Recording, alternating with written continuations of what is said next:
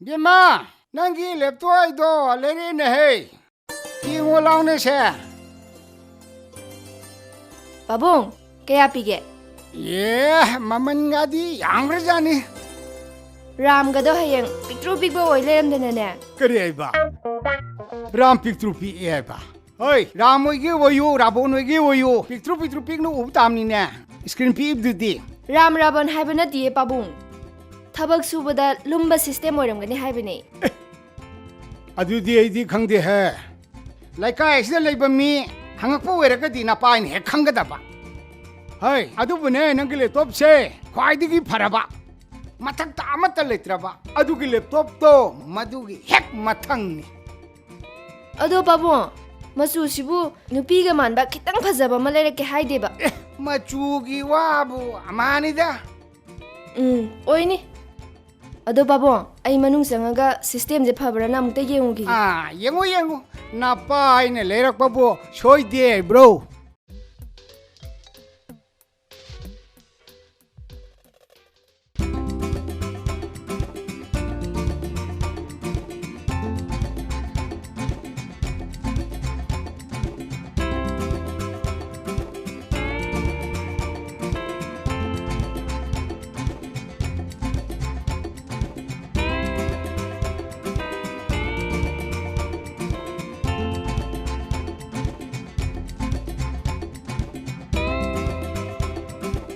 Pabong, sam sangnaba hidak tairiro. Nate da. Samse ngoro ba sidane. Nungai tre khara munana bai dana tashalambani. Machugi wabu amhani da pabong. Nangi si laptop machudugi laman khumli ora male da. Adu khangadi pabong nene ama koksin biro. Oh, ngaksangang ba may hek leiraga loire dana. Adu neba. Ay devi kese. Ya. Hoy ne.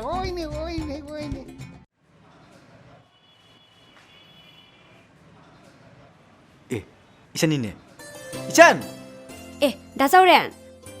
다서렌 낭기세 쟁망알레 마기 kaikai pau laike na hangdoe ngani ne. 마네. kaikai 하나르게 봐. Madutani aingwanda nang hangdoise. Nongmata ahaw othum chaoga di hairoi ba. ꯍꯣꯏ ꯂꯩꯒꯦ ꯀꯩꯗꯧꯔꯒꯦ ꯑꯗꯣ ꯅꯪꯅ ꯌꯥꯅꯕ ꯑꯝꯇ ꯁꯤꯜꯂꯣ ꯀꯩꯗꯧꯔꯒꯦ 다서렌. 누파네 이까이다나 하이브 ngamdabagado haujiti chatnadrabani. Lumbakalo takpakalo masara dare hayo soidani yajaksani. ꯉꯝꯗꯗꯅ ꯇꯧꯔꯤꯅꯤꯅꯦ ꯑꯗꯨꯗꯤ ꯀꯥꯏꯗ ꯌꯥꯗꯣꯏꯕ ꯐꯪꯗ꯭ꯔꯦꯗꯅ ꯑꯩ ꯉꯝꯅꯅꯕ ꯍꯣꯠꯅꯔꯒꯦ ꯑꯃꯨꯛꯇꯪ ꯎꯅꯅꯕ ꯁꯤꯟꯕꯤꯌꯨ ꯎꯅꯅꯕꯗꯤ ꯁꯤꯟꯕꯤꯒꯦꯅꯦ ꯑꯗꯣ ꯑꯃꯨꯛ ꯎꯅꯔꯒ ꯎꯉꯥꯒ ꯇꯧ ꯂꯩꯗꯣꯏꯔꯥꯕ ꯇꯧꯔꯣꯏꯍꯦ ꯑꯩꯒꯤ ꯏꯌꯥꯝꯕ ꯐ꯭ꯔꯦꯟ ꯑꯃ ꯂꯩ ꯋꯥ ꯉꯥꯡꯕꯒ ꯌꯥꯝꯅ ꯍꯩꯕ ꯑꯥꯏꯁ ꯇꯤꯚꯤ ꯄꯥꯎꯁꯨ ꯄꯥꯕ ꯃꯥꯒꯤꯗ ꯆꯠꯃꯤꯟꯅꯔꯒꯦ ꯐꯔꯦꯅꯦ ꯑꯩ ꯎꯅꯅꯕ ꯁꯤꯜꯂꯒꯦ ꯑꯗꯣ ꯅꯪ ꯆꯣꯀ꯭ꯂꯦꯠ ꯈꯔ ꯂꯩꯔꯛꯑꯣ ꯑꯩꯒꯤ ꯕꯔꯊꯗꯦꯅꯦ ꯍꯥꯏꯖꯤꯜꯂꯒ ꯆꯦ ꯃꯉꯥꯜꯂꯦꯝꯒ ꯆꯥꯃꯤꯟꯅꯔꯨꯔꯒꯦ ꯑꯗꯨꯒ ꯅꯪ ꯎꯅꯅꯕ ꯁꯤꯜꯂꯒꯦ ꯂꯩꯗꯒꯦ ꯍꯥꯏꯔꯤꯕꯅꯤꯅꯦ ꯂꯥꯛꯑꯣ ꯑꯁꯤꯗꯒꯤ ꯂꯩꯒꯦ ꯂꯥꯛꯑꯣ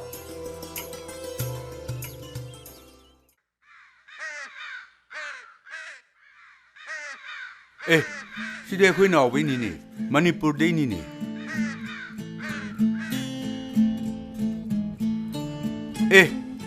혹시 복도미네 아이기 시아마를 먹버시 누밋 결혼이 토이가 아니라 한가디 kumbaga matang amaroy da banine siya hoy hokulun he asu am tenga bawa tum lady si ba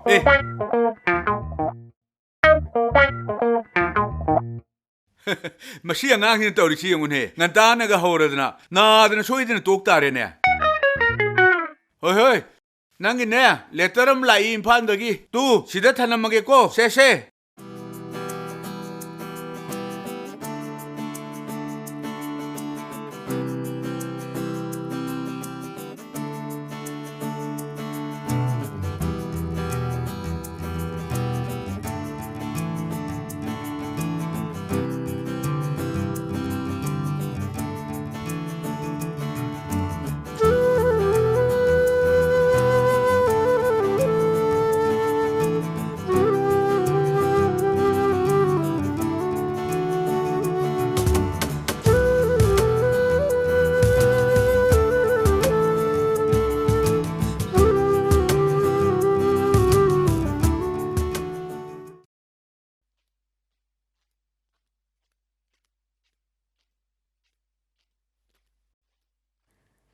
이제 아스 이제세 선데 파워 보타람데 해 Haima, kay leirage, udaba yam kuire.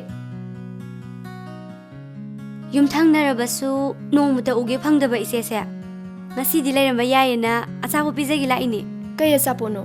ꯑꯩꯒꯤ ꯕꯔꯊꯗꯦꯒꯤ ꯃꯤꯅ ꯄꯤꯔꯛꯄꯅꯤ Koidi sigumba sapokase, sabuga amta phangjadramne. ꯑꯦ ꯀꯗꯥꯏꯗꯩ ꯐꯪꯗꯣꯏꯅꯣ ꯅꯁꯛ ꯍꯥꯏꯔꯦ ꯈꯨꯕꯖꯗꯨꯒ ꯁꯦꯜ ꯍꯥꯏꯔꯦ ꯈꯨꯔꯥꯅ ꯄꯩꯗꯨꯅ ꯂꯣꯏ ꯊꯝꯃꯦ ꯅꯊꯟꯇꯒ ꯄꯣꯛꯁꯤꯜꯂꯦ ꯅꯨꯄꯥꯁꯤꯡꯅ ꯌꯥꯔꯛꯑꯣꯏꯗ꯭ꯔꯥꯅ ꯍꯥꯏꯕꯒ ꯂꯣꯏ ꯀꯤꯅꯔꯕꯅꯦ 이베마 Aishu Mahabharatki dumaina nupa mayamga kokshalaga ama khalasira gaina khalini. ꯑꯦ ꯐꯅ ꯑꯗꯨꯝ ꯐꯖꯅꯤꯅꯦ ꯄꯔꯦꯡ ꯄꯔꯦꯡꯒ ꯂꯥꯛꯑꯒ ꯑꯗꯣ ꯏꯆꯦ ꯑꯩꯅ ꯍꯥꯏꯕ 이제부 하비오 하이드나 한진 하야바 누빠도 아두가 마담 khara koinongdana nusibatam bo oina As aidi nupaga koinabuga amta haidau mandi. adu ije madugi nupado pangtak tawraga mabukti chi phabaningo ado amtang koina biudana trailer oina ichena hayeng apamdo la kanda film ta yaidana Mong yengbe. Dukan sum phamaga leibase boring am chuyi. adudi che ai haigrage ko Ado hotel dark room daga phamse hairadi aidi taliko. Aigi maching mata siga natai amuk sanaroiba. Kainu sinu pijin supai pa khalaktrisu.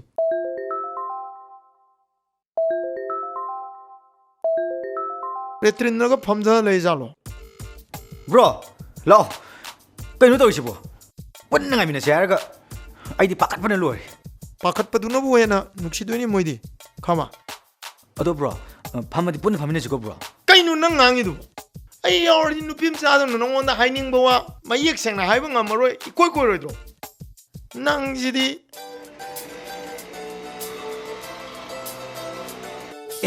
Bro, lakpula he.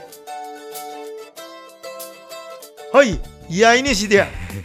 Nang yam chomna chingkhaline. Nieng yam chommini nokde. Lo, ngakho. Nang no horen haiga da bam yam do. Aina sida loin hairkani. Ko. Adu nang na haiga da. Ai sila.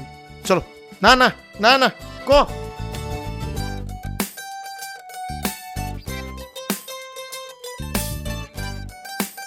Ai khalui duga nupi ji onaramini. Ai mi leptan leido pham ayune. Phamo, sum leptana leire kedoroge. Thanks. Karigi thanks no. Phambagi ni ayune. Phambagini. Oi. Amaduna seliba dress to phajai ayune. Haitalune. My dress yam phajai. Aishu asigumadi yam leina. Loi soirene. Loi soirene. Ai litli siro haisa. Nanga phamina riba nupi duna seliba dress to phajai ayune. Pangra poni. Nanga phamina riba nupi dugi dress to ni phajai ayu aibade. 세, 자 탁세. 너기 폰 얌라 안바네. 가나 오이자노네.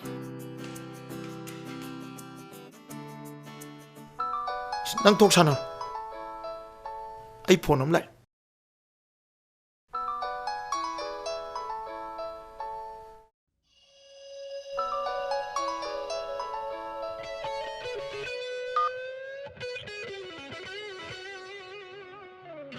Hello. 가나노. Adune ina hange toise. kaino nang pakhumduna nangi miskola ma leiramena tawrakpane nangi se sanaira Sana unati da. Yam serious oin torpani da. adu nang bukanano Adune ina ngingi je. Ai bukana mange. nangi phone du da angangwa phone yekpam yaubra Yawe. madudane nakhubi achogodu nam Aduda namandi muloidro. madune ina pamise Aduda mutkradi aina nangu khangna ningiba tina ningiba ai sakkai khangawroi. aigi phone number kana dei laurai Aidi nang na mana bide kai mateng logi de ko. nang na igi number se pikhiba yaubra nang na thandana aiga toina police nang tei si kaino nang kanano number se kana dei lawi seng na hayo khoi ma seng khana dore Ai maga khangnaba paman badagi magi number ji imana ban dei logun. Ai mi ꯃꯩꯔꯥꯕ Luwang ꯀꯧꯏ ꯂꯩꯐꯝꯅ ꯁꯤꯡꯖꯃꯩꯗꯩꯅꯤ ꯑꯩꯒ ꯃꯥꯒ ꯈꯪꯅꯕ ꯌꯥꯝ ꯄꯥꯝꯃꯤ ꯏꯕꯨꯡꯉꯣ ꯅꯪꯗꯤ ꯌꯨꯝ ꯀꯩꯒꯗꯤ ꯄꯥꯜꯂꯕꯣ ꯄꯥꯟꯗ꯭ꯔꯤ ꯃꯗꯨꯃꯗꯤ ꯌꯥꯝ ꯐꯩꯍꯦ ꯑꯗꯣ ꯏꯃꯥꯟꯅꯕꯤꯁꯤꯒꯤ ꯃꯁꯛꯀꯗꯤ ꯎꯔꯕ꯭ꯔꯣ ꯎꯗ꯭ꯔꯤ ꯑꯗꯣ ꯅꯣꯏ ꯅꯃꯥꯟꯅꯕꯤꯗꯣ ꯑꯝꯇ ꯍꯥꯏꯕꯤꯌꯨ ꯍꯣꯏ ꯍꯣꯏ ꯑꯗꯣ ꯏꯃꯥꯟꯅꯕꯤꯁꯦ ꯅꯪ ꯁꯣꯏꯗꯅ ꯈꯪꯉꯝꯒꯗꯧꯕ ꯃꯥꯜꯂꯦ ꯑꯩ ꯀꯩꯝ ꯈꯪꯗꯦ ꯑꯩꯕꯨ ꯊꯥꯖꯕꯤꯌꯨ ꯃꯩꯔꯥꯕ ꯅꯪꯒꯤ ꯐꯦꯁꯕꯨꯛ ꯑꯦꯀꯥꯎꯟ ꯍꯥꯡꯕ꯭ꯔꯣ ꯍꯥꯡꯉꯤ ꯑꯗꯨ ꯑꯣꯏꯔꯗꯤ ꯅꯪꯒꯤ ꯑꯦꯀꯥꯎꯟꯒꯤ ꯄ꯭ꯔꯣꯐꯥꯏꯜ ꯐꯣꯇꯣꯗꯣ ꯑꯝꯇ ꯃꯨꯠꯊꯠꯂꯣ ꯍꯣꯏ ꯃꯨꯠꯊꯠꯀꯦ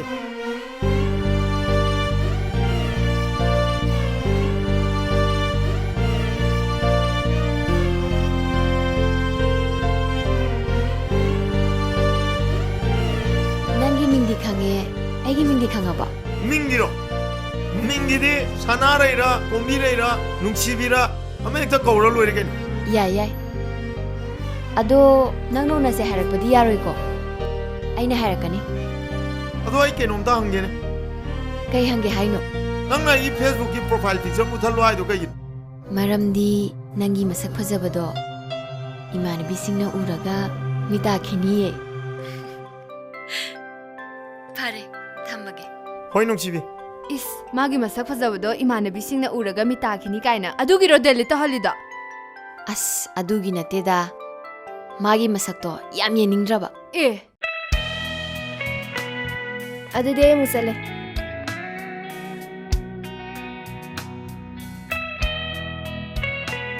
ꯀꯔꯤꯒꯤꯅꯣ ꯑꯩꯉꯣꯟꯗ ꯌꯦꯡꯉ ꯋꯥꯔꯤ ꯁꯥꯟꯅꯩꯗꯤ ꯑꯩ ꯁꯥꯟꯅꯗꯦ ꯃꯤ ꯅꯆꯤꯟ ꯊꯤꯅꯨ ꯑꯩꯉꯣꯟꯗ ꯌꯦꯡꯉꯒ ꯋꯥꯔꯤ ꯁꯥꯟꯅꯩꯗꯨꯗꯤ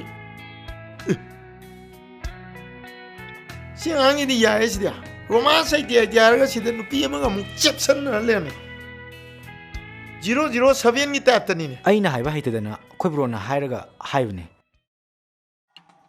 ꯑꯦ ꯕ꯭ꯔꯣ ꯑꯣ ꯂꯞ ꯑꯦꯛꯁꯄꯔꯠ ꯍꯥꯏꯗꯣ ꯑꯁꯤ ꯑꯣꯏꯔꯦ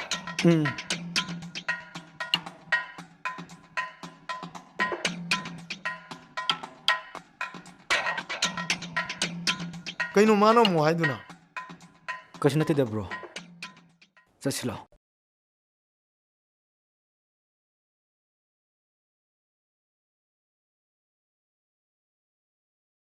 ꯕꯦꯝꯃ ꯁꯤ ꯑꯣꯏꯅ ꯂꯧꯔꯒꯦ ꯁꯤ ꯀꯌꯥꯅꯣ 1400 ꯂꯩꯌꯦ ꯏꯅꯝꯃ ꯕꯦꯝꯃ ꯁꯤꯗꯒꯤ ꯐꯣꯇꯣꯁꯤꯕꯨ ꯀꯅꯥꯅꯣ ꯏꯃꯥꯟꯅꯕꯤ ꯑꯃꯒ ꯈꯪꯅꯕꯅꯦ ꯑꯣ ꯑꯩꯈꯣꯏ ꯃꯅꯥꯛꯇꯩꯅꯦ ꯍꯟꯗꯛ ꯃꯥꯒꯤ ꯅꯨꯄꯤ ꯑꯃ ꯍꯥꯏꯅꯅꯦꯅ ꯇꯥꯕ ꯑꯗꯨꯒꯤ ꯍꯪꯕꯅꯤ ꯁꯥꯎꯅꯨꯀꯣ ꯑꯗꯨꯃꯥꯏꯅ ꯍꯥꯏꯅꯔꯒ ꯍꯣꯡꯕꯅꯕꯨ ꯍꯦꯟꯅ ꯐꯔꯦ ꯃꯃꯤꯠ ꯈꯔ ꯉꯥꯎꯕꯅꯦ ꯁꯤ ꯅꯨꯄꯥꯁꯦ ꯏꯃꯥꯟꯅꯕꯤꯗꯨꯅꯁꯨ ꯀꯌꯥ ꯄꯥꯝꯗꯕꯅꯦ ꯅꯨꯄꯥꯁꯤꯅ ꯒꯤꯔꯤ ꯇꯛꯄꯗꯒꯤ ꯌꯥꯈꯤꯕ ꯑꯣꯏ ꯃꯥꯅꯦ ꯃꯥꯒ ꯍꯥꯏꯅꯔꯤꯕ ꯅꯨꯄꯤꯗꯨꯁꯨꯅꯦ ꯃꯁꯛꯀ ꯌꯥꯝ ꯐꯖꯕ ꯑꯣꯏꯔ ꯃꯥꯅꯦ ꯅꯨꯄꯥꯗꯨꯅ ꯏꯉꯥꯎ ꯉꯥꯎꯗꯨꯅ ꯂꯩꯕꯗꯨꯗ ꯇꯨꯡꯗ ꯅꯨꯡꯉꯥꯏꯍꯧꯅꯅꯕ ꯍꯥꯏꯗꯅ ꯁꯤꯟꯕꯖꯥꯠꯅꯤ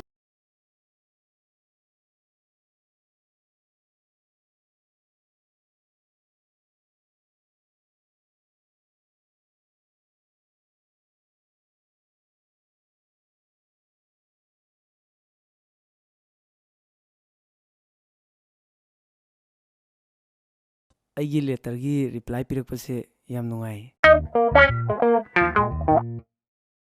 ꯅꯪꯅ ꯅꯨꯡꯉꯥꯏꯔꯤꯕꯗꯣ ꯑꯗꯨꯗꯒꯤ ꯁꯔꯨꯛ 100 ꯍꯦꯟꯅ ꯅꯨꯡꯉꯥꯏꯔꯤꯕꯅꯦ ꯔꯥꯅꯤꯒꯤ ꯂꯨꯍꯣꯡꯕ ꯅꯨꯃꯤꯠꯇ ꯅꯪꯒ ꯐꯣꯇꯣ ꯅꯝꯃꯤꯟꯅꯕꯗꯒꯤ ꯑꯩꯗꯤ ꯅꯨꯡꯉꯥꯏꯕ ꯑꯗꯨꯝ ꯍꯧꯈ꯭ꯔꯕꯅꯦ ꯔꯥꯅꯤꯒꯤ ꯂꯨꯍꯣꯡꯕ ꯅꯨꯃꯤꯠꯇ ꯐꯣꯇꯣ ꯅꯝꯃꯤꯟꯅꯁꯦ ꯍꯥꯏꯕꯗ ꯑꯩꯅ ꯈꯨꯝꯈꯤꯗꯕꯒꯤꯗꯃꯛ ꯑꯩꯕꯨ ꯋꯥꯔꯧꯒꯅꯨꯀꯣ ꯅꯪꯒꯤ ꯐꯖꯕ ꯁꯛꯇꯝꯗꯨ ꯎꯕꯗ ꯑꯩꯒꯤ ꯆꯤꯝꯕꯥꯟꯁꯤꯅ ꯍꯥꯏꯕ ꯉꯝꯈꯤꯗꯕꯅꯤ ꯑꯩꯁꯨ ꯅꯨꯃꯤꯠꯇ ꯋꯥꯔꯤ ꯌꯥꯝ ꯁꯥꯟꯅꯅꯤꯡꯕꯅꯦ ꯑꯗꯨꯕꯨ ꯉꯥꯎꯔꯤ ꯐꯩꯔꯤ ꯇꯧꯕ ꯅꯨꯄꯤ ꯑꯃ ꯐꯩꯖꯜꯂꯛꯇꯅ ꯑꯩꯁꯨ ꯑꯗꯨꯝ ꯊꯣꯛꯑꯦꯗꯅ ꯑꯗꯨ ꯑꯉꯥꯎꯕꯤ ꯋꯥꯔꯤꯗꯣ ꯇꯣꯛꯑꯁꯤ ꯍꯧꯖꯤꯛꯇꯤ ꯅꯪꯒ ꯑꯩꯒ ꯋꯥꯔꯤ ꯁꯥꯟꯅꯩꯁꯤꯗꯤ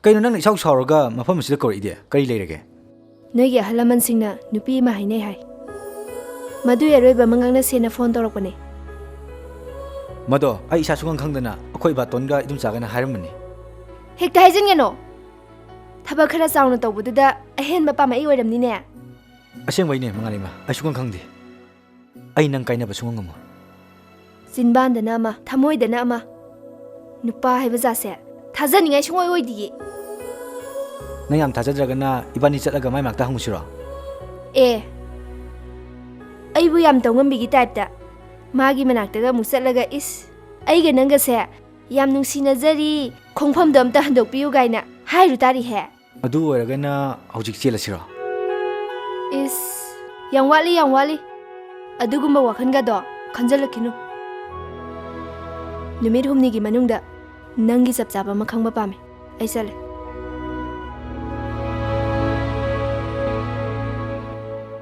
ꯅꯨꯡꯁꯤꯕꯤ ꯅꯪ ꯀꯥꯏ ꯂꯩꯒꯦ ꯑꯩꯒꯤ ꯁ꯭ꯄꯦꯁꯦꯜ ꯗꯦꯒꯁꯦ ꯀꯥꯎꯒ꯭ꯔ ꯃꯥꯜꯂꯦ ꯐꯣꯟꯒ ꯑꯝꯇ ꯇꯧꯔꯛꯇꯦꯅ ꯈꯜꯂꯝꯃꯤꯅꯤ ꯀꯩ ꯂꯩꯒꯦ ꯑꯩꯒꯤ ꯕꯔꯊꯗꯦꯒꯁꯦ ꯂꯣꯏꯅ ꯀꯧꯕꯤꯈ꯭ꯔꯕꯣ ꯕꯔꯊꯗꯦꯕꯨ ꯌꯥꯝ ꯁ꯭ꯄꯦꯁꯦꯜ ꯑꯣꯏꯕ ꯅꯨꯃꯤꯠꯅꯦ ꯍꯥꯏꯕ ꯅꯪ ꯍꯧꯖꯤꯛ ꯑꯃꯨꯛꯇ ꯊꯣꯛꯂꯛꯀꯦꯔꯣ ꯅꯨꯡꯗꯥꯡꯁꯤꯗꯕꯣ ꯌꯥꯝ ꯊꯦꯡꯕꯁꯨ ꯅꯠꯇꯦ ꯅꯣꯏ ꯅꯥꯀꯟ ꯃꯦꯂꯥꯗꯨꯗꯅꯦ ꯁꯠꯂꯥꯎ ꯂꯥꯛꯑꯝꯃꯒ ꯁꯠꯂꯥꯎ ꯍꯟꯒꯣꯕ ꯎꯅꯕꯗꯤ ꯑꯩꯅ ꯍꯥꯏꯔꯛꯀꯦ ꯍꯥꯏꯗ꯭ꯔꯣ ꯉꯁꯤꯗꯪꯗꯤ ꯑꯩꯅ ꯍꯥꯏꯕ ꯌꯥꯕꯤꯌꯨ ꯀꯩꯗꯧꯔꯒꯦ ꯊꯣꯛꯂꯛꯇꯕ ꯌꯥꯗꯦ ꯅꯪꯅ ꯊꯣꯛꯂꯛꯑꯣꯅ ꯒꯤꯔꯤ ꯒꯤꯔꯤ ꯇꯛꯂꯛꯏꯁꯤꯕꯨ ꯑꯩꯒꯤ ꯁꯛꯁꯦ ꯎꯅꯤꯡꯉꯕꯣ ꯑꯩꯗꯤ ꯍꯥꯟꯅ ꯎꯈ꯭ꯔꯦꯅ ꯑꯁꯦꯡꯃꯛꯀꯤꯔꯣ ꯑꯗꯣ ꯑꯩꯗꯤ ꯅꯪꯒꯤ ꯁꯛꯁꯦ ꯑꯃꯨꯛꯇꯐꯥꯎ ꯎꯗ꯭ꯔꯤ ꯊꯣꯛꯂꯛꯑꯒ ꯅꯪꯅꯦ ꯀꯃꯥꯏ ꯈꯪꯗꯣꯏꯕ ꯑꯩꯒꯤ ꯐꯦꯁꯕꯨꯛ ꯑꯦꯀꯥꯎꯟ ꯃꯨꯠꯊꯠꯂꯝꯗꯥꯏꯗ ꯑꯩꯒꯤ ꯄ꯭ꯔꯣꯐꯥꯏꯜ ꯄꯤꯛꯆꯔꯗꯣ ꯅꯪꯅ ꯀꯣꯄꯤ ꯇꯧꯍꯧꯔꯤꯗꯨꯗꯤ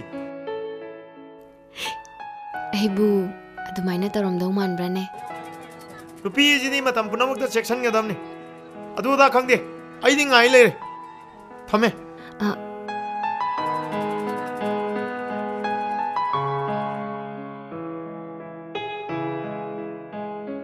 이제 ꯅꯪ ꯉꯁꯥꯏꯗꯩ ꯐꯣꯟ ꯇꯧꯕꯗ ꯈꯅꯥꯎꯗꯣ ꯀꯪꯉꯝꯃꯅꯤ ꯁꯦ ꯊꯛꯆꯜꯂꯨꯁꯦ ꯊꯣꯏ ꯑꯁꯥꯏꯕꯧ ꯆꯧꯁꯤꯔꯥ ꯀꯥꯏꯗꯅꯣ 이제 ꯃꯦꯂꯥ ꯉꯥꯏꯍꯥꯛ ꯌꯦꯡꯉꯨꯁꯤꯔꯥ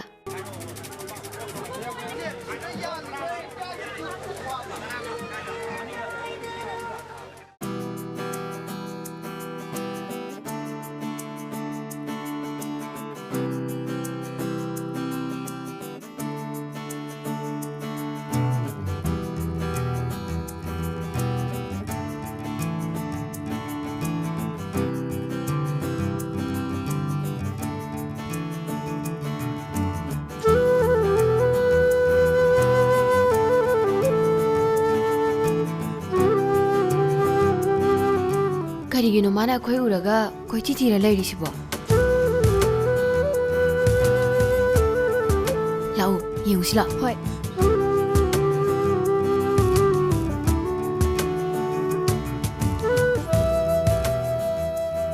ꯅꯨꯡꯁꯤꯕꯤ ꯂꯥꯛꯑꯣꯗ ꯊꯦꯡꯉꯦꯗ ꯏꯆꯦ ꯂꯥꯛꯎ ꯏꯆꯦ ꯃꯥꯅ ꯈꯪꯗ꯭ꯔ ꯃꯥꯜꯂꯦꯗ ꯍꯣꯏꯅꯦ ꯃꯥꯅ ꯈꯪꯗ꯭ꯔ ꯃꯥꯜꯂꯦ 마저 엉악빠 미니해. 찌대 엉악빠자네.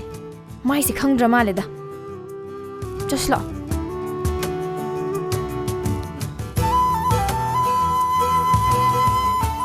ꯀꯩꯅꯣꯗꯤ ꯌꯥꯝ ꯊꯦꯡꯉꯛꯏꯗꯤ ꯑꯩꯗꯤ ꯃꯐꯝꯁꯤꯗ ꯂꯩꯅ ꯅꯪꯅ ꯊꯦꯡꯉꯒ ꯑꯦ ꯀꯩꯅꯣ ꯑꯩꯁꯨ ꯃꯐꯝꯁꯤꯗ ꯂꯩꯅ ꯀꯥꯏ ꯂꯩꯕ ꯅꯪ ꯂꯩꯔꯝꯗꯗꯅ ꯑꯩ ꯊꯣꯛꯑꯦ ꯒꯥꯔꯤ ꯃꯅꯥꯛꯇ ꯂꯩ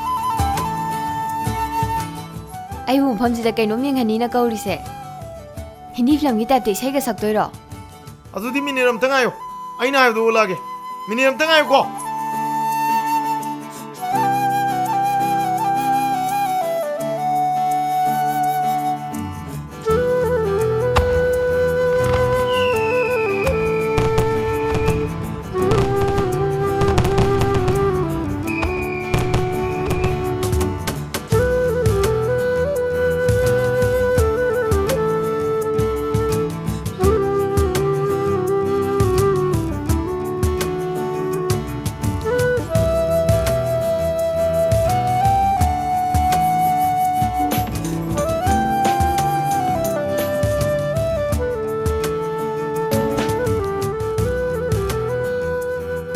Happy birthday, Senbi! ꯑꯩ ꯕꯔꯊꯗꯦꯅꯤꯗꯤ ꯀꯃꯥꯏꯅ ꯈꯪꯉꯤꯕ Rani na tamo putai khang mane. Nangi birthday ke sapol lai chapada Rani ga thengnai na Rani na ingon da pau hai re. Ado nang saunu ai gi kom ta pi ba ngam hongre. Hayeng Korea da thara ge ko. Hoi.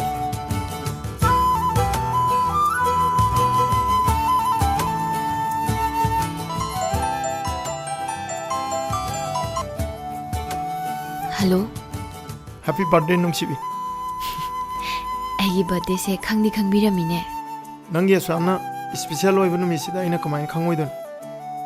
Ai ta seng nangai. Nangi ngasi birthday gi khudol se. Aseng mo maru waji singak tane. Maru amana maru amagi thawai pawu ka thokpa ngangani. Mairaba.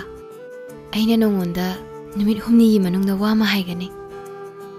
Madu nangna accept tawbiu ko.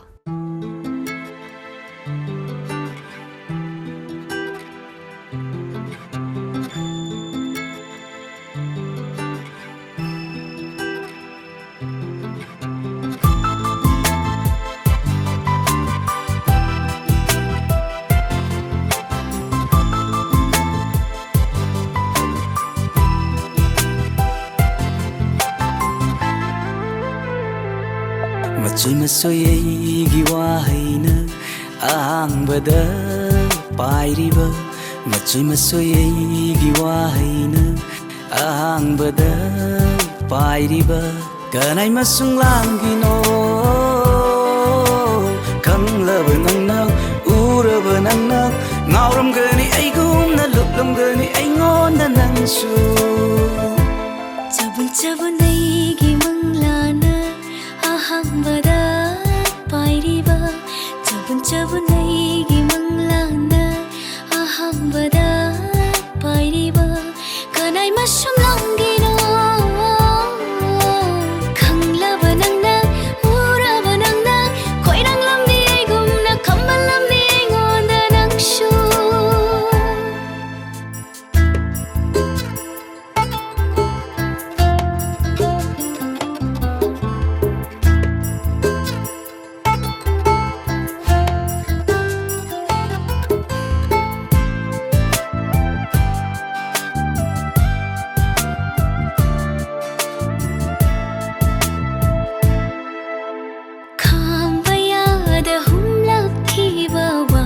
Shinani mai kai khang da hum lakhi ba I hul shinani kham baya da hum lakhi ba wa kal shinani mai kai khang da hum lakhi ba I hul shinani oirakli ba Nungshi ba wakal ma ba sari ba oiduna leira barana Nangi nungsiba Piraroi kalabarai famda Nangi nungsiba Malem sinda tungna yenariba Nungsi lainamse Aigi saruk tungrabasa Ngai kini Chabun chabun aigi manglana ahambada pairiba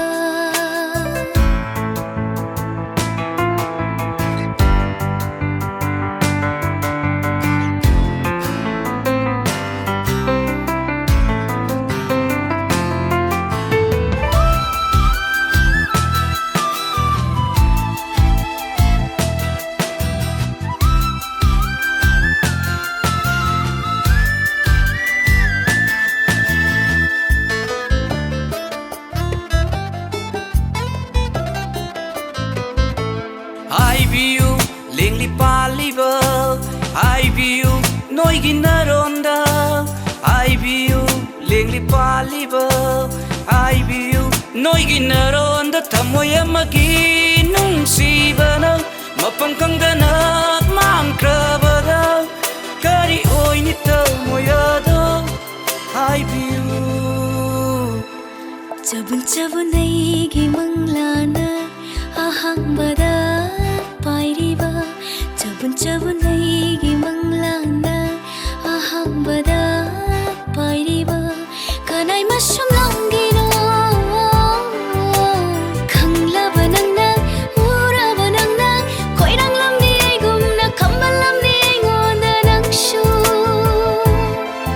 ꯑꯃꯁꯨꯡ ꯂꯥꯡꯒꯤꯅꯣ ꯈꯪꯂꯕ ꯅꯪꯅ ꯎꯔꯕ ꯅꯪꯅ ꯉꯥꯎꯔꯝꯒꯅꯤ ꯑꯩꯒꯨꯝꯅ ꯂꯨꯞꯂꯝꯒꯅꯤ ꯑꯩꯉꯣꯟꯗ ꯅꯪꯁꯨ ꯅꯪꯒꯤ ꯋꯥꯔꯤꯁꯦ ꯌꯥꯝꯅ ꯐꯖꯩ ꯐꯤꯂꯝꯒ ꯃꯥꯜꯂꯤ ꯑꯗꯨꯕꯨ ꯅꯪꯕꯨ ꯅꯃꯧ ꯑꯣꯏꯖꯔꯒꯦ ꯍꯥꯏꯗꯅ ꯂꯥꯛꯏꯕ ꯏꯃꯨꯡ ꯑꯗꯨꯒꯤ ꯅꯨꯄꯥ ꯃꯆꯥ ꯑꯗꯨꯅ ꯑꯇꯣꯞꯄ ꯅꯨꯄꯤ ꯑꯃꯒ ꯈꯪꯅꯩ ꯍꯥꯏꯕꯗꯨꯗꯤ ꯑꯁꯦꯡꯕ ꯑꯃꯗꯤ ꯅꯪꯅ ꯈꯪꯗꯣꯛꯄꯅ ꯐꯠꯇ꯭ꯔꯣ ꯃꯗꯨꯅ ꯁꯣꯏ ꯆꯨꯝꯅꯤ ꯏꯃꯥ ꯐꯔꯦꯅꯦ ꯃꯗꯨꯅ ꯆꯨꯝꯃꯦ ꯍꯥꯏꯅ ꯈꯜꯂꯁꯦ ꯑꯗꯨꯕꯨ ꯅꯪꯅ ꯍꯧꯖꯤꯛ ꯐꯣꯟꯗ ꯈꯪꯅꯔꯤꯕ ꯅꯨꯄꯥ ꯑꯗꯨꯗꯤ ꯃꯁꯛ ꯎꯅꯕꯁꯨ ꯅꯠꯇꯦ ꯐꯣꯟ ꯈꯛꯇꯗ ꯈꯪꯅꯔꯒ ꯃꯗꯨꯗ ꯅꯪꯅ ꯑꯔꯦꯞꯄ ꯊꯝꯕꯗꯤ ꯂꯥꯟꯒꯅꯤ ꯏꯃꯥ ꯑꯩꯈꯣꯏꯅ ꯍꯥꯏꯅꯔꯤꯕ ꯅꯨꯄꯥꯗꯨꯗꯤ ꯃꯁꯛ ꯈꯪꯅꯕꯗꯤ ꯂꯥꯏꯔꯗꯅ ꯐꯣꯟ ꯐꯥꯎꯕ ꯐꯥꯎꯅꯗ꯭ꯔꯤꯕ ꯃꯤꯅꯤ ꯑꯗꯨꯕꯨ ꯃꯩꯔꯥꯕꯗꯤ ꯐꯣꯟꯗ ꯐꯥꯎꯅꯗꯨꯅ ꯈꯔ ꯃꯈꯩꯗꯤ ꯈꯪꯕ ꯉꯝꯃꯦ ꯏꯃꯥ ꯑꯩꯈꯣꯏꯒꯤ ꯂꯟꯊꯨꯝꯗ ꯌꯦꯡꯗꯨꯅ ꯅꯨꯡꯁꯤꯕꯗꯨ ꯅꯠꯇꯦ ꯋꯥꯈꯜ ꯃꯥꯟꯅꯕ ꯄꯨꯛꯆꯦꯜ ꯇꯤꯟꯅꯕ ꯑꯗꯨꯒꯨꯝꯕ ꯃꯤꯗꯨꯅ ꯑꯩꯅ ꯄꯥꯝꯃꯤꯁꯦ ꯑꯩꯁꯨ ꯈꯪꯉꯤ ꯏꯆꯥꯒꯤ ꯋꯥꯈꯜ ꯑꯗꯨꯕꯨ ꯃꯃꯥ ꯑꯃ ꯑꯣꯏꯅ ꯏꯆꯥꯅ ꯑꯐꯕ ꯅꯨꯡꯉꯥꯏ ꯌꯥꯏꯐꯕ ꯑꯃ ꯑꯣꯏꯈꯤꯕꯗꯨꯅꯤ ꯏꯃꯥꯅ ꯄꯥꯝꯃꯤꯕꯁꯨ ꯏꯃꯥ ꯑꯩꯁꯨ ꯋꯥꯈꯜ ꯃꯄꯨꯡ ꯐꯥꯅ ꯈꯟꯕ ꯉꯝꯕ ꯃꯤꯅꯤ ꯑꯩꯒ ꯄꯨꯟꯁꯤ ꯆꯨꯞꯄ ꯂꯩꯃꯤꯟꯅꯒꯗꯕ ꯃꯤ ꯑꯃꯕꯨ ꯀꯅꯥꯅꯣ ꯀꯔꯤꯅꯣ ꯈꯪꯗꯅ ꯍꯦꯛꯇ ꯌꯨꯝ ꯄꯥꯟꯃꯤꯟꯅꯒꯗꯕ ꯅꯠꯇꯦ ꯈꯪꯗꯦ ꯅꯪꯕꯨ ꯃꯃꯧ ꯑꯣꯏꯖꯔꯒꯦ ꯍꯥꯏꯗꯅ ꯍꯥꯏꯔꯛꯏꯕ ꯏꯃꯨꯡ ꯑꯗꯨꯗꯅꯦ ꯏꯃꯥꯅ ꯍꯥꯏꯗꯣꯛꯄꯗꯤ ꯉꯝꯃꯔꯣই ꯅꯪꯅꯦ ꯅꯁꯥꯅ ꯍꯥꯏꯗꯣꯛꯆꯧ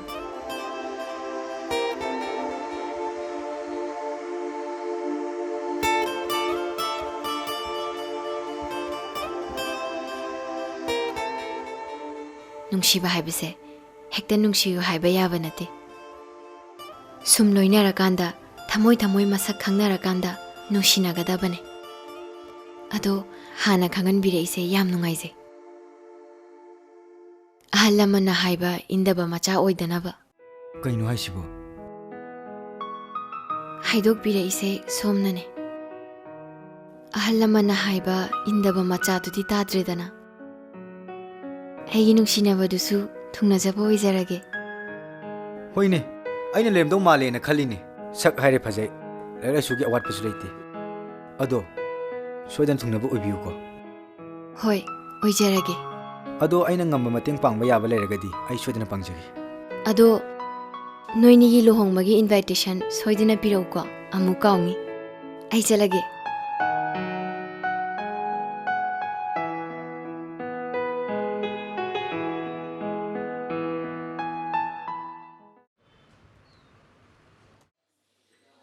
ꯑꯩꯒꯤ ꯑꯦꯗꯁꯦ ꯉꯁꯤꯗꯒꯤ ꯅ꯭ꯌꯨꯁꯇ ꯑꯗꯨꯝ ꯍꯥꯞꯄꯤꯕ ꯌꯥꯔꯅꯤꯀꯣ ꯌꯥꯔꯦ ꯉꯁꯤꯗꯒꯤ ꯍꯥꯞꯅꯕ ꯑꯗꯨꯝ ꯇꯧꯖꯔꯒꯦ ꯁꯤ ꯄꯥꯏꯁꯟꯕꯤꯌꯨ ꯌꯥꯝ ꯅꯨꯡꯉꯥꯏꯖꯔꯦ ꯌꯥꯔꯦ ꯆꯠꯂꯨꯈꯤꯒꯦ ꯑꯗꯨꯗꯤ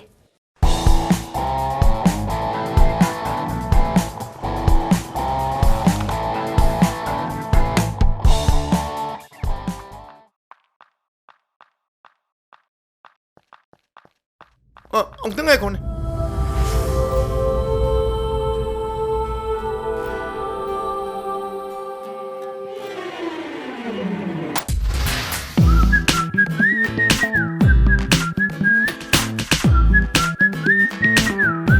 Thank you.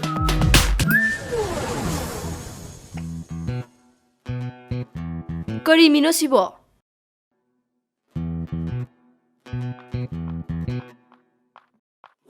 ꯅꯪ ꯁꯤꯗ ꯀꯩꯗꯧꯔꯝꯃꯤꯕ ISTVꯗ ꯑꯩꯒꯤ ꯗꯨꯀꯥꯟꯒꯤ ꯑꯦꯗ ꯑꯃ ꯍꯥꯞꯄ ꯂꯥꯛꯄꯅꯦ ꯅꯤꯉꯣꯜ ꯆꯥꯛꯀꯧꯕꯒꯤ ꯑꯣꯐꯔ ꯈꯔ ꯄꯤꯒꯦꯅ ꯑꯩ ꯑꯃꯨꯛ ꯆꯠꯂꯨꯈꯤꯒꯦ ꯗꯨꯀꯥꯟꯁꯨ ꯃꯤ ꯀꯅꯥꯝ ꯂꯩꯍꯧꯗꯦ ꯍꯣꯏ ꯆꯠꯂꯦ ꯃꯉꯥ ꯂꯩꯃꯅꯤꯅꯦ ꯀꯩꯅꯣ ꯑꯁꯤ ꯅꯨꯄꯤꯁꯤ ꯅꯪ ꯈꯪꯅꯕ꯭ꯔꯣ ꯕ꯭ꯔꯣ ꯀꯩꯅꯣ ꯑꯩꯒꯤꯅꯤ ꯀꯩꯅꯣ ꯅꯪ ꯍꯣꯇꯦꯜꯗ ꯐꯝꯃꯤꯟꯅꯔꯒ ꯋꯥꯔꯤ ꯁꯥꯟꯅꯩꯗꯨꯗꯤ ꯀꯩꯅꯣ ꯍꯥꯏꯁꯤꯕꯣ ꯑꯁꯤ ꯅꯨꯄꯤꯁꯤꯗꯤ ꯑꯩꯒ ꯐꯣꯟꯗ ꯋꯥꯔꯤ ꯁꯥꯟꯅꯔꯒ ꯀꯣꯏꯅꯕ ꯀꯨꯏꯔꯦꯅ ꯍꯥ ꯀꯣꯏꯅꯩꯌꯦ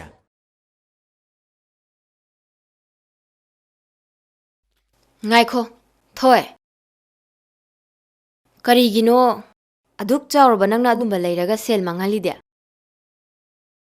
ꯂꯩꯔꯛꯄ ꯅꯠꯇꯦꯍꯦ ꯃꯤ ꯑꯩ ꯕꯔꯊꯗꯦꯒꯤ ꯄꯤꯔꯛꯄꯅꯦ ꯅꯪ ꯕꯔꯊꯗꯦꯒꯤ ꯄꯤꯔꯛꯏꯕ ꯅꯪꯒꯤ ꯕꯔꯊꯗꯦꯗꯤ ꯂꯣꯏꯈꯤꯕꯗ ꯉꯥꯏꯔꯤꯗꯥꯏꯅꯦ ꯏꯆꯦ prepaid ꯀꯥꯏꯗꯨꯅꯤ Siguma romance ki matang dadi iche hoidi aada lehori. Yam wat ida. Angang nang ne handak marak se keno mitau tau ko. Chahi matang chadana yam henmali. Aina sune. Sahi matang sadrin laijaba. College satpadane. Pakhang macha jin se lakna rakhibasina. Ho leisabi kadai chatlino masak phajai kaino. Lambi ji don thong sarap na grafoni da. Masi angang sidi. Iche aina ne dong dong dong ngang bistane lam henba man bai wan. Ichi ki thamoi da ne umaga chai do aidi loi khang.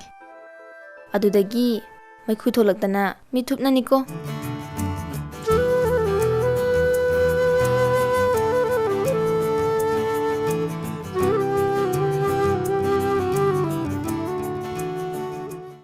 Ning thau la loin khang ani. Kai khun ni thong no. Khun ni ning thau na tia da. Ai manum ning thau du ni kai no. Ai lai he lai ling thau lai rem bi ma da ren cha. Phamo. Asidi poloi no single loi ren thau lai ram. Kana amu lai trage. Nang poloi nam ni kai no. As to hoi de adu mu wa du pal kanu. Kai no nang asam theng lai ja. As traffic jam oram dana ya da to ni kai dorage. Fare se come to the point. Point ai bo. Chiu. Sidi luhong makai ki to bu nupi du ni ne. Kana no ba se. Sidi nang chai du ni ne. Yeng lo. Che. Si kana no nang khang brio. Ona rang wani da ai sunga tha chade. Ai na su kui ni wai sik thana le ra. Ma gi ni ya. Nang onda di nupi du na I love you ga har pro. Adu wa du kan ji. Ai witness abo du thari message me am de yeng lo. Yeng lo. Che. Yengu.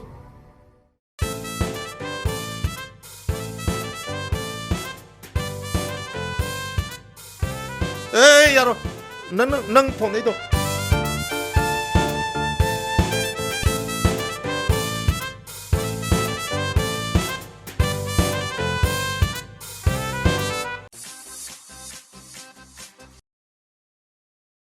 Hello. Kai no nang na on the play to se.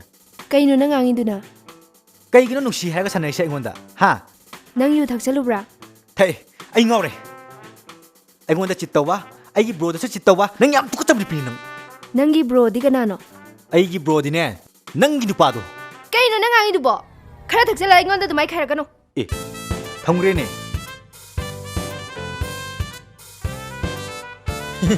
Saugat kanu. Numi tha u ba han bain.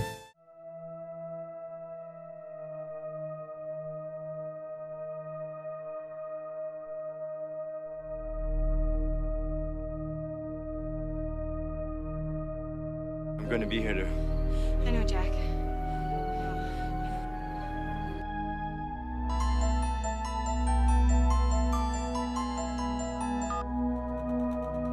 Tumba yadrabo.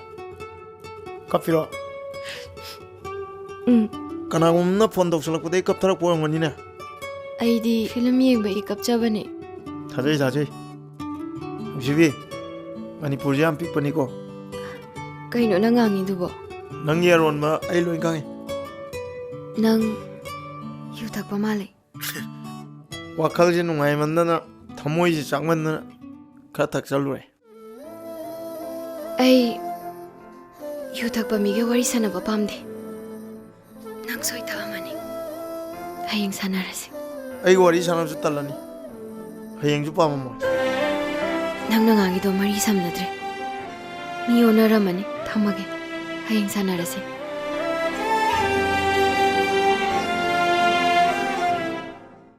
Nang je kai dano. Ha. Branded freedom lai khai nga nang mangale mu na ge siro. Si mangale mu dukan ni. Sije. Ha. Sije. Ma si sone rang ni. Adu din nang ngon nang sai ha ya do. Salong chang unor. Chalo, changmo angai ko. Customer me amang de wari sa fa de. So na ko thon ai ngang.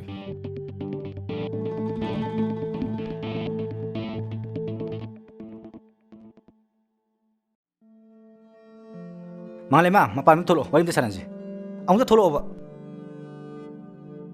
Khar tun tholo.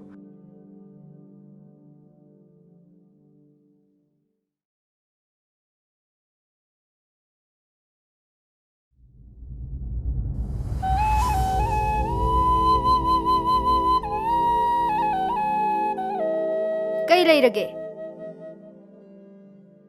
ꯑꯩ ꯀꯧꯊꯣꯔꯛꯏꯁꯦ ꯀꯩꯒꯤꯅꯣꯕ ꯌꯥꯔꯦ ꯑꯩ case ꯈꯪꯉꯦ ꯑꯩ ꯃꯩꯔꯥꯕ ꯑꯩꯈꯣꯏ ꯅꯨꯡꯁꯤꯕꯤꯒ ꯉꯁꯤ ꯑꯍꯥꯟꯕ ꯎꯅꯕꯁꯤ ꯑꯩ ꯌꯥꯝ ꯅꯨꯡꯉꯥꯏ ꯅꯨꯡꯁꯤꯕꯤꯁꯨ ꯅꯨꯡꯉꯥꯏꯔꯝꯒꯅꯤ ꯑꯩꯈꯣꯏ ꯂꯥꯛꯆꯔꯤꯁꯦ ꯑꯩꯈꯣꯏ ꯏꯅꯥꯎ ꯆꯥꯎꯔꯦꯟꯅ ꯉꯔꯥꯡ ꯅꯨꯡꯗꯥꯡ ꯐꯣꯟ ꯇꯧꯕꯗꯨ ꯃꯗꯨꯒꯤ ꯑꯩꯈꯣꯏ ꯂꯥꯟꯈ꯭ꯔꯦ ꯍꯥꯏꯖꯒꯦꯅ ꯂꯥꯛꯄꯅꯤ ꯅꯠꯇ꯭ꯔꯥ ꯃꯥꯅꯤ ꯑꯗꯣ ꯑꯩꯈꯣꯏ ꯏꯅꯥꯎ ꯆꯥꯎꯔꯦꯟꯁꯦ ꯌꯥꯝ ꯆꯝꯕ ꯏꯅꯥꯎꯅꯤ ꯃꯥꯗꯤ ꯌꯥꯝꯅ ꯆꯝꯅ ꯍꯤꯡꯕ ꯄꯨꯟꯁꯤꯅꯤ ꯌꯥꯝ ꯁꯤꯝꯄꯜ ꯂꯤꯕꯤꯡꯅꯤ ꯅꯠꯇ꯭ꯔꯦ ꯆꯥꯎꯔꯦꯟ ꯃꯥꯅꯤ ꯑꯗꯣ ꯃꯥ ꯅꯪꯉꯣꯟꯗ ꯁꯨꯝ ꯆꯝꯅ ꯅꯨꯡꯁꯤꯔꯨꯕꯖꯥꯠꯅꯤ ꯅꯨꯡꯁꯤꯕꯤ ꯑꯗꯣ ꯉꯁꯤꯗꯒꯤꯗꯤ ꯅꯨꯡꯁꯤꯕꯤ ꯑꯩꯈꯣꯏꯅꯤꯒꯤ ꯑꯅꯧꯕ ꯅꯨꯡꯁꯤꯅꯕꯒꯤ ꯄꯟꯗꯨꯞ ꯑꯃ ꯍꯧꯗꯣꯔꯕꯅꯤ ꯅꯨꯡꯁꯤꯕꯤ ꯅꯨꯡꯁꯤꯕꯤ ꯍꯥꯏꯕ ꯋꯥꯍꯩꯗꯣ ꯑꯃꯨꯛ ꯍꯟꯅ ꯄꯜꯂꯛꯀꯅꯣ ꯑꯩꯅ ꯅꯪꯉꯣꯟꯗ ꯍꯥꯟꯅꯗꯒꯤ ꯅꯨꯡꯁꯤꯕꯤ ꯑꯗꯨꯝ ꯀꯧꯔꯤꯗꯨꯗꯤ ꯅꯪ ꯀꯅꯥꯅꯣ ꯅꯪ ꯑꯦꯛꯇꯤꯡꯗꯨꯗꯤ ꯅꯥꯜꯂꯤꯍꯦ ꯃꯗꯨꯒꯤ ꯑꯦꯛꯇꯤꯡ ꯁꯣꯏꯅꯧꯗꯣ ꯑꯩꯅ ꯍꯦꯛꯇ ꯊꯥꯖꯒꯗꯕ ꯅꯠꯇꯦ ꯕ꯭ꯔꯣꯒ ꯄꯨꯟꯅ ꯂꯩꯔꯒꯗꯤ ꯅꯪꯒꯤ ꯊꯃꯣꯏꯒꯗꯣ ꯍꯣꯡꯉꯤꯅꯤꯅꯦ ꯉꯥꯏꯈꯣ ꯅꯣꯏꯅꯤꯁꯦ ꯑꯩ ꯀꯦꯁ ꯈꯪꯉꯦ ꯅꯣꯏ ꯑꯅꯤ ꯐ꯭ꯔꯦꯟ ꯑꯣꯏꯅ ꯇꯤꯟꯅꯕꯅꯤ ꯐ꯭ꯔꯦꯟ ꯑꯣꯏꯅ ꯇꯤꯟꯅꯕ ꯍꯥꯏꯕꯁꯤꯗꯤ ꯉꯥꯏꯍꯥꯛ ꯅꯣꯛꯃꯤꯟꯅꯕ ꯉꯥꯏꯍꯥꯛ ꯁꯥꯎꯅꯕ ꯉꯥꯏꯍꯥꯛ ꯑꯃꯨꯛ ꯈꯟꯅꯕ ꯁꯤ ꯀꯩꯁꯨ ꯀꯥꯏꯗꯦꯅ ꯅꯠꯇ꯭ꯔꯅꯦ ꯅꯨꯡꯁꯤꯕꯤ ꯅꯪꯁꯨ ꯑꯃꯨꯛ ꯑꯩꯉꯣꯟꯗ ꯉꯥꯎꯁꯜꯂꯛꯑꯕ ꯑꯩꯁꯦ ꯃꯄꯨ ꯄꯥꯟꯈ꯭ꯔꯦ ꯁꯪꯗ꯭ꯔꯕꯗꯣ ꯑꯩꯅ ꯉꯔꯥꯡ ꯅꯉꯣꯟꯗ ꯐꯣꯟ ꯇꯧꯔꯛꯄꯗꯣ ꯑꯗꯨꯗ ꯅꯪ ꯈꯔ ꯁꯥꯎꯕ ꯃꯥꯜꯂꯦ ꯑꯩ ꯉꯔꯥꯡ ꯅꯨꯡꯉꯥꯏꯃꯟꯗꯗꯅ ꯌꯨ ꯈꯤꯇꯪ ꯊꯧꯕꯅꯦ ꯅꯪ ꯁꯥꯎꯅꯣ ꯑꯩ ꯉꯔꯥꯡ ꯅꯉꯣꯟꯗ ꯐꯣꯟ ꯇꯧꯏꯗꯨ ꯅꯨꯡꯗꯥꯡꯗ ꯑꯩꯗꯤ ꯀꯩꯗꯧꯕꯩ ꯁꯥꯎꯗꯣꯏꯕ ꯑꯗꯨꯅꯦꯕ ꯀꯩꯅꯣ ꯅꯪ ꯇꯧꯏꯁꯦ ꯑꯩ ꯇꯁꯦꯡꯅ ꯅꯪꯕꯨ ꯃꯁꯛ ꯁꯨꯛꯈꯪ ꯈꯪꯗꯤꯌꯦ ꯀꯩꯅꯣ ꯃꯥꯁꯨ ꯈꯪꯗꯦ ꯍꯥꯏ ꯑꯩꯉꯣꯟꯗꯁꯨ ꯁꯥꯎꯖꯜꯂꯛꯏ ꯅꯪ ꯅꯨꯄꯥ ꯑꯇꯣꯞꯄ ꯀꯣꯏꯔꯕ꯭ꯔꯥ ꯍꯥ ꯉꯥꯏꯈꯣ ꯑꯩ ꯐꯖꯅ ꯉꯥꯡꯅꯒꯦ ꯑꯩ ꯐꯖꯅ ꯍꯥꯏꯒꯦꯕ ꯅꯨꯡꯁꯤꯕꯤ ꯇꯨꯃꯤꯟ ꯂꯩꯌꯣ ꯃꯗꯨ ꯋꯥꯍꯩꯗꯣ ꯄꯜꯂꯛꯀꯅꯣ ꯍꯥꯏꯗ꯭ꯔꯣ ꯑꯩ ꯁꯨꯝ ꯀꯧꯗꯅ ꯂꯥꯛꯄꯗꯨꯗ ꯂꯩꯗ ꯅꯞꯈꯤꯕ ꯀꯩꯅꯣ ꯅꯪ ꯉꯥꯡꯉꯤꯗꯨꯕꯣ ꯑꯩ ꯀꯣꯛꯀꯁꯤ ꯂꯣꯏ ꯉꯥꯎꯔꯦ ꯍꯥꯏꯕ ꯍꯦꯔꯣ ꯃꯥ ꯃꯁꯛꯁꯦ ꯎꯔꯨꯕꯗꯒꯤ ꯅꯪꯗꯤ ꯀꯣꯛꯀꯁꯦ ꯂꯣꯏ ꯉꯥꯎꯔꯤꯅꯤꯅꯦ ꯍꯥ ꯁꯛꯁꯦ ꯎꯕꯗ ꯀꯣꯛꯇꯣ ꯉꯥꯎꯔꯁꯨ ꯈꯣꯟꯖꯦꯜꯗ ꯐꯥꯎꯗꯤ ꯈꯪꯕ ꯌꯥꯏ ꯀꯩꯅꯣ ꯈꯣꯟꯖꯦꯜꯂꯕ ꯈꯣꯟꯖꯦꯜ ꯇꯥꯕꯗ ꯈꯪꯗ꯭ꯔꯒꯥꯏꯅ ꯅꯪꯕꯨ ꯁꯔꯨꯛ ꯈꯥꯜꯂꯣ ꯅꯪꯕꯨ ꯃꯤ ꯇꯥꯕ ꯆꯠꯂꯣ ꯍꯥ ꯀꯩꯗꯧꯔꯖꯜꯂꯕ ꯅꯪꯕꯨ ꯅꯁꯛ ꯑꯅꯤꯗꯣ ꯌꯥꯝ ꯌꯦꯡꯅꯤꯡꯗ꯭ꯔꯦ ꯊꯨꯅ ꯆꯠꯈ꯭ꯔꯣ ꯆꯠꯂꯣ ꯆꯠꯂꯣ 미열비! 가만히 늑시비! 인자비 잡고 짜비! 심어 뿌리 양치다 하라게 씨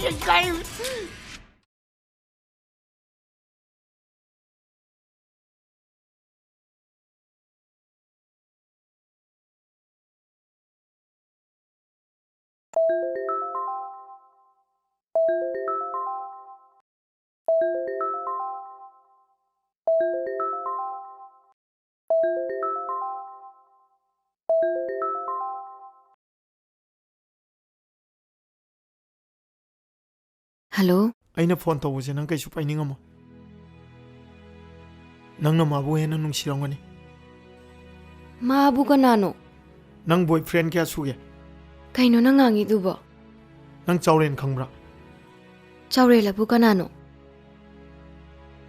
ꯅꯪꯅ ꯐꯣꯟ ꯇꯧꯔꯛꯏꯁꯦ ꯑꯣꯟꯅꯔꯝꯃꯅꯤ ꯌꯨ ꯊꯛꯆꯜꯂꯨꯔꯕꯣ ꯅꯪꯕꯨ ꯃꯉꯥꯜ ꯂꯩꯃ ꯅꯠꯇ꯭ꯔꯣ ꯅꯪꯅ ꯐꯣꯟ ꯇꯧꯔꯛꯏꯁꯦ ꯀꯅꯥꯗꯅꯣ ꯍꯥꯏꯕ ꯑꯩꯉꯣꯟꯗ ꯅꯪꯅ ꯇꯥꯏꯝ ꯄꯥꯁ ꯇꯧꯔꯤ ꯅꯠꯇ꯭ꯔꯣ ꯑꯁꯨꯛ ꯀꯨꯏꯅ ꯋꯥꯔꯤ ꯁꯥꯟꯅꯔꯛꯏꯁꯦ ꯑꯩꯕꯧ ꯈꯪꯗꯕ ꯑꯗꯨꯛ ꯆꯥꯎꯈꯠꯇꯕ ꯃꯉꯥꯜ ꯂꯩꯃ ꯀꯅꯥꯅꯣꯕ ꯃꯉꯥꯜ ꯂꯩꯃ ꯅꯪꯁꯨ ꯀꯨꯏꯔ ꯀꯣꯛꯇꯨ ꯆꯥꯈꯠꯂꯦ ꯅꯪꯒꯤꯁꯦ ꯑꯁꯦꯡꯕꯅꯤꯀꯣ ꯃꯥꯅꯦ ꯃꯤ ꯑꯩꯒꯤ ꯁꯛꯇꯤ ꯀꯗꯥꯏꯗ ꯎꯔꯤꯕ ꯅꯤꯡꯊꯧꯒꯤ ꯂꯨꯍꯣꯡ ꯅꯨꯃꯤꯠꯇꯅꯦ ꯃꯅꯤꯄꯨꯔꯒꯤ ꯅꯤꯡꯊꯧꯗꯤ ꯅꯍꯥꯟꯅ ꯂꯨꯍꯣꯡꯉꯒ ꯃꯆꯥꯒ ꯆꯥꯎꯈ꯭ꯔꯕꯗꯣ ꯑꯁ ꯃꯅꯤꯄꯨꯔꯒꯤ ꯅꯤꯡꯊꯧꯗꯨ ꯅꯠꯇꯦ ꯃꯤ ꯔꯥꯅꯤꯒꯤ ꯅꯨꯄꯥ ꯐꯩꯖꯩ ꯆꯠꯄ ꯅꯤꯡꯊꯧꯗꯨꯅꯦ ꯃꯤ ꯑꯣ ꯔꯥꯅꯤꯒꯤ ꯅꯨꯄꯥꯗꯣ ꯅꯪ ꯀꯥꯏꯗꯩꯅꯣ ꯃꯁꯝ ꯁꯥꯡꯕ ꯑꯉꯥꯡꯗꯨꯔꯣ ꯀꯗꯥꯏꯗꯒꯤ ꯃꯁꯝ ꯁꯥꯡꯕꯅꯣꯅꯦ ꯑꯩꯗꯤ ꯁꯤꯡꯖꯃꯩꯗꯩꯅꯤ ꯀꯩꯅꯣ ꯌꯥꯔꯦ ꯊꯝꯃꯣ ꯑꯩꯅ ꯀꯅꯥꯅꯣ ꯃꯁꯛ ꯈꯪꯗꯦ ꯈꯪꯕꯁꯨ ꯄꯥꯝꯗꯦ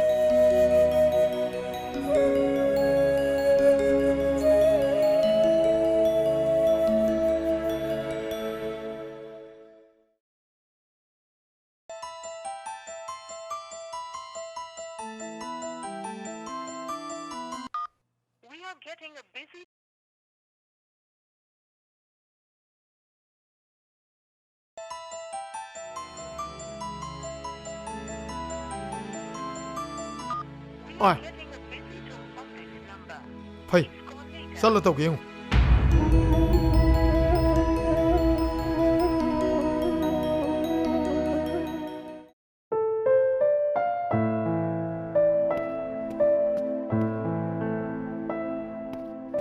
Nim nó phone tàu ra đi cây lấy liền ông tông quay video này.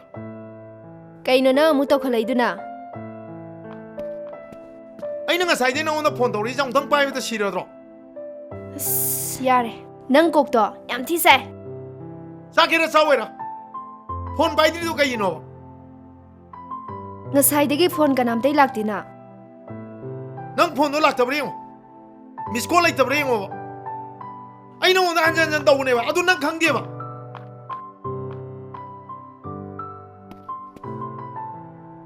Yang không? Miss call yok tập riêng mà.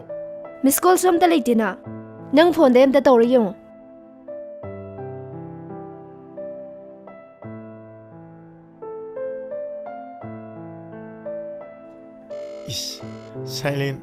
Silent 내가 탐만. Silent nó lộc thôi.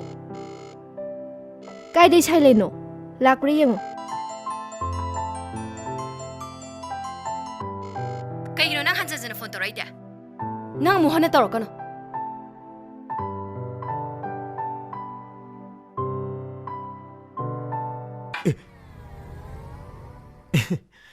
khá chào gật kìa.